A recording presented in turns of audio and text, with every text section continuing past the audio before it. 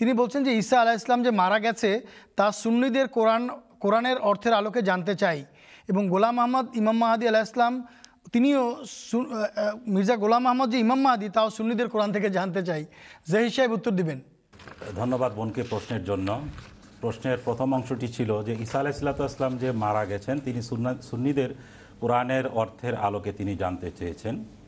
পবিত্র কোরআনের প্রায় 30টির অধিক আয়াতের মাধ্যমে হজরত ঈসা আলাইহিসসালামের মৃত্যু অকাট্যভাবে সাব্যস্ত হয়। বোন, আপনার কাছে প্রথমে একটা বিষয় খোলাসা করতে চাই যে কোনো একজন পূর্ববর্তী নবী ঈসা আলাইহিসসালাম যার কথা আপনি বলতেছেন তিনি 2000 বৎসর পূর্বে বনি ইসরায়েলি জাতিতে নবী রূপে এসেছিলেন।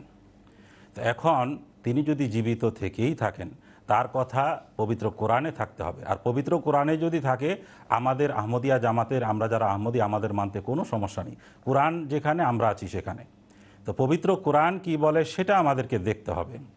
পবিত্র কোরআনের যেমন একটা অকাট্য দলিল আপনার সামনে উপস্থাপন করছি, এটা আহমদি ও আহমদি সুন্নি যে কোনো ফেরকার কোরআন শরীফের অর্থই হোক না কেন সব জায়গায় একই অর্থ।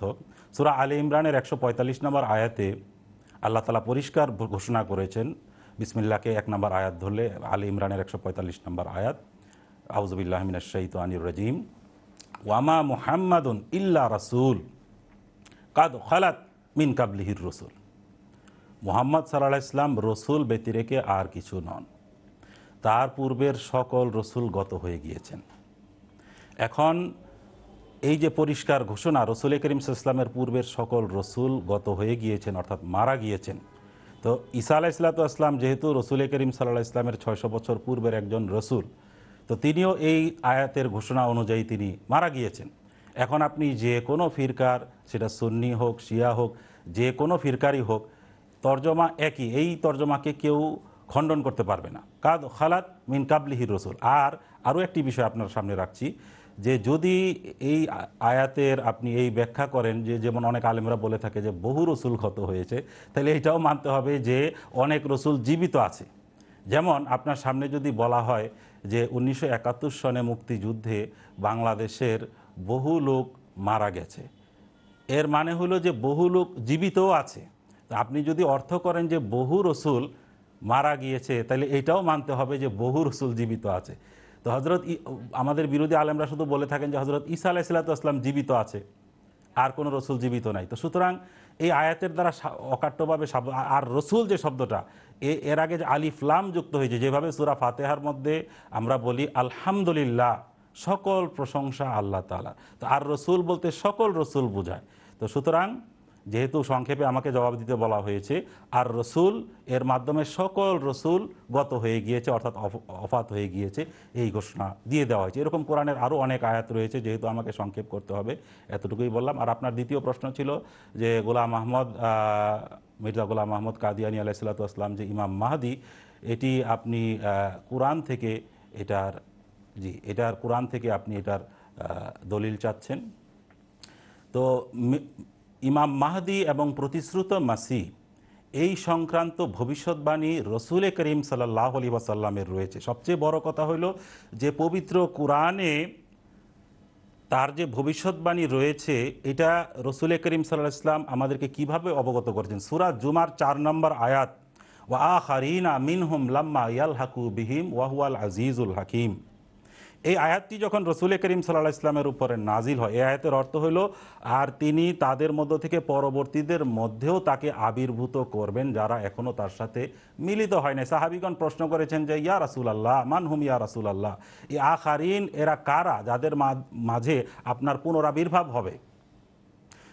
3 বার প্রশ্ন করা হয়, তখন আল্লাহর পক্ষ থেকে তিনি জ্ঞান প্রাপ্ত হচ্ছেন।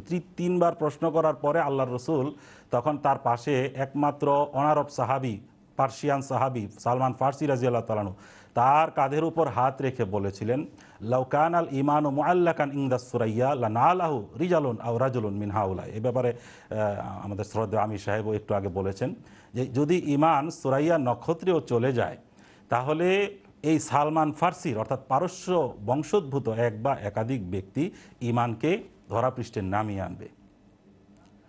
তো এইখানে এই সূরা জুমার 4 নম্বর আয়াতে এই ভবিষ্যৎবাণী রয়েছে যে শেষ যুগে রসুল করিম সাল্লাল্লাহু আলাইহি ওয়াসাল্লামের উম্মতের খুব দুরবস্থা হবে, তাদের ঈমান সুরাইয়া নক্ষত্রে চলে যাবে। অর্থাৎ বিভিন্ন ধরনের দলাদলি, হানাহানি, দলে উপদলে তারা বিভক্ত হয়ে যাবে, যে অবস্থা আজকে বর্তমান যুগে আমরা মুসলমানদের মাঝে স্পষ্ট দেখতে পাচ্ছি, এটা কেউ অস্বীকার করতে পারবে না।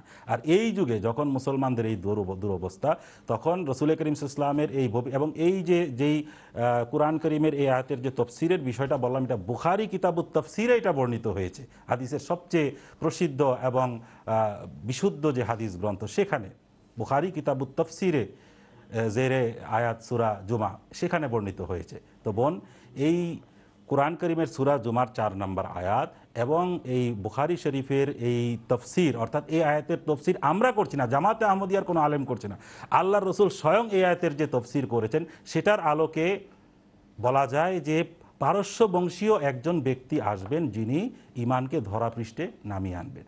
তো এই মির্জা গোলাম আহমদ কাদিয়ানী আলাইহিসসালাম, যিনি এই যুগে প্রতিশ্রুত মাসিহ এবং ইমাম মাহদী হওয়ার দাবি করেছেন, তিনি পারস্য বংশোদ্ভূত।